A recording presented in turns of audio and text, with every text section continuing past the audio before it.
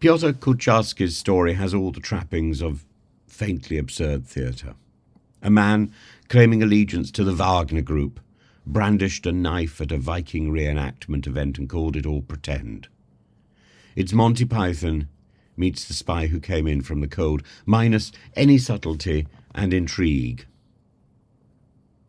Unfortunately, Kucharski found that while Britons were able to appreciate eccentricity, flaunting Nazi paraphernalia and threatening others with a blade is a touch beyond any sort of acceptable eccentricity. By the way, the Smiley novels have been reworked, and there's a new Smiley adventure which has been penned by John le Carré's son, his other son, because Tim Cornwell sadly died after publishing le Carré's diaries.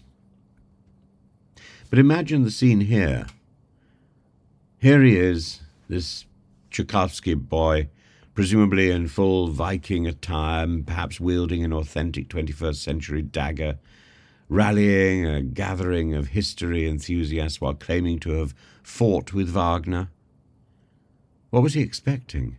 Support from medieval historians, or a Nordic endorsement of Russian mercenaries? Kucharski's version of reality seems to be an elaborate stirring of the pot, complete with far-right symbolism, only for it to backfire in the most spectacular and ridiculous fashion.